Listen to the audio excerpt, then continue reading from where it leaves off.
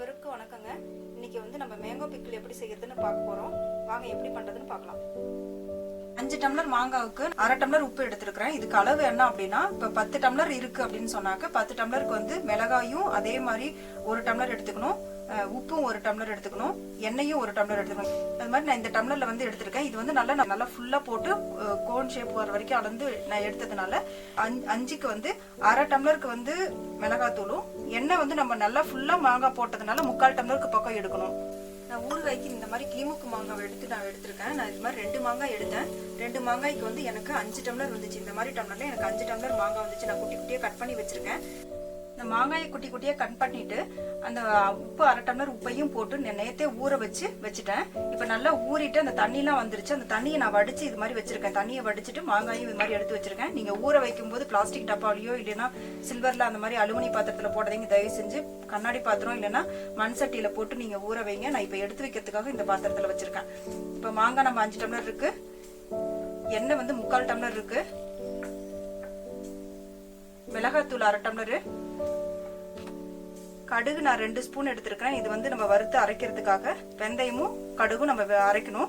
கடுகு 2 ஸ்பூன், வெந்தயம் 1 ஸ்பூன், இது ரெண்டும் நம்ம நல்லா வறுத்துட்டு அரைக்க போறோம்.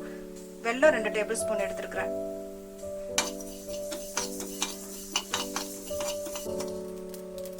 வெடிக்க ஆரம்பிச்சிருச்சு, கடுகு வறுத்துருச்சு. இப்ப எடுத்துடலாம். வெந்தயம் பொன்னிறமா பொரிஞ்சிருச்சு. நம்ம இப்ப இதையும் எடுத்துடலாம். எடுத்துட்டு நல்லா மிக்சியில போட்டு பொடி பண்ணி எடுத்துட்டு வந்துடலாம். மாங்காய் ஊற வச்ச தண்ணி, உப்பு தண்ணி இருக்குது இல்லைங்களா, இதை நம்ம இப்ப ஊத்திக்குவோம். இதுல மிளகாத்தூளை போட்டுருவோம். இதுல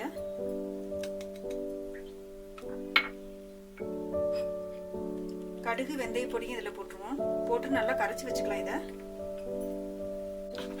நல்லா கரைச்சி வச்சுட்டேன். நீங்க வந்து புது மிளகாத்தூளாம் வாங்கிக்கோங்க, சிகப்பு கலரா இருக்கிற மாதிரி, இல்லைன்னா கலர் கம்மியாகி போயிடும். ஊர்ல எல்லாம் வந்து நல்லா புது மிளகாய் வாங்கி நல்லா காய வச்சு உரல்ல போட்டு இடிச்சு எடுப்பாங்க. நல்லா இருக்கும். நல்லா புதுசா வந்து இடிச்சு நல்லா வாசனையோட நல்லா இருக்கும். இது மாதிரி பண்ணுங்க, உங்களுக்கு 1 வருஷம் கூட கெட்டு போகாது ஊறுகாய். ஊறுகாய் தாளிக்க ஆரம்பிச்சிடலாம். சட்டி காஞ்சிருச்சு, எண்ணெய் ஊத்திடலாம். நல்லெண்ணெய் யூஸ் பண்ணுங்க, வேற எந்த எண்ணெயும் யூஸ் பண்ணாதீங்க. எண்ணெய் காஞ்சிருச்சு, நல்லெண்ணெயே யூஸ் பண்ணுங்க. நல்லெண்ணெய் யூஸ் பண்ணாதான் வந்து 1 வருஷம் ஆனாலும் கெட்டு போகாம இருக்கும். கடலெண்ணெய் இந்த மாதிரி ரீஃபைண்ட் ஆயில் இதெல்லாம் யூஸ் பண்ணனா ஊறுகாய்க்கு நல்லாவே இருக்காது, சீக்கிரம் கெட்டும் போயிடும். நீங்க ஈஸியா 10 மினிட்ஸ்ல வந்து நம்ம வீட்லயே தாளிச்சு நம்ம வச்சுக்கலாம். வருஷ கணக்குல கூட வச்சுக்கலாம். நம்ம கடுகு போட்டேன், பொரிஞ்சிட்டு இருக்கு. கடுகு பொரிஞ்சிருச்சு. கொஞ்சோண்டு கருவேப்பிலை போடுறோம். அடுப்பை சிம்ல வச்சுக்கோங்க. வச்சுட்டு இந்த மிளகாய் இது இருக்கு இல்லைங்களா, இதை அப்படியே ஊற்றிடுங்க.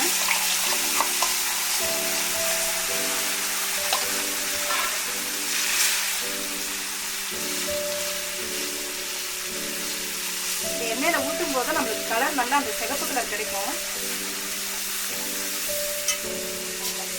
இப்போ காயும் போட்டணும், மாங்காவையும் போட்டுவிட்டு நல்லா கிண்டிடுவோம். அவ்வளோதான், முடிஞ்சிருச்சு.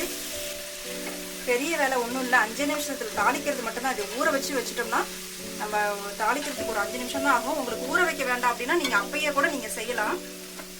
இதை நீங்கள் வச்சுட்டிங்கன்னா 1 வருஷம் கூட கெட்டு போகாமல் இருக்கும். வைக்கும் போது கண்ணாடி பாட்டிலில் வைங்க, வேறு பிளாஸ்டிக் பாட்டிலில் இந்த மாதிரிலாம் எதுலேயும் வச்சிடாதீங்க. வச்சுட்டோம்னா நம்ம அதில் இருக்கிற பிளாஸ்டிக் ஃபுல்லாக அரிச்சிட்டு பாய்சனாக தான் மாறும். நல்லா கிண்டி விட்டாச்சு.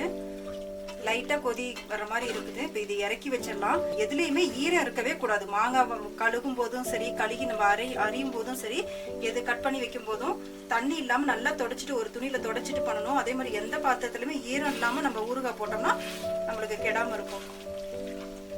ஸ்டவ் ஆஃப் பண்ணிடலாம். பெருங்காயம் ஒரு 1/2 ஸ்பூன் ஆட் பண்ணிக்கிறேன். வெல்லத்தையும் போட்டலாம். சர்க்கரை ஒவ்வொருத்தரும் போடுவாங்க, அந்த ஷைனிங்கா இருக்குங்கிறதுக்காக. நான் வெல்லம் போடுறேன். வெல்லம் தான் நல்லதுன்னு சொல்லிட்டு. அவ்வளோதாங்க. நல்லா கிண்டி விட்டுட்டு நல்லா ஆறுனதுக்கு அப்புறம் ஜாடியில போட்டு வச்சு வெயில்ல ஒரு 2 நாள் வச்சுட்டீங்க அப்படின்னா இந்த எண்ணெய் பூரா மேல வந்துடும், உங்களுக்கு கெட்டே போகாது. ஊறுகாய் ரெடி ஆயிடுச்சுங்க. இது வந்து எந்த ப்ரிசர்வேட்டிவ்ஸும் இல்லாமல் நம்ம வீட்லேயே வந்து ரெடி பண்ணுற பொடிகளை வச்சு நம்ம பண்ணுறது. கடையில் வாங்கின ப்ரிசர்வேட்டிவ்ஸோட வந்து நம்மளுக்கு பிளாஸ்டிக் பாட்டிலில் தான் போட்டு கொடுப்பாங்க. அது ரொம்ப உடம்புக்கு கெடுதல். இது மாதிரி நீங்கள் பண்ணி கண்ணாடி பாட்டிலில் போட்டு நீங்கள் வச்சிட்டிங்கன்னா 1 வருஷம் கூட கெட்டு போகாது. நீங்களே இது மாதிரி செஞ்சு பார்த்துட்டு உங்கள் கமெண்ட்டை சொல்லுங்கள். தேங்க்யூ.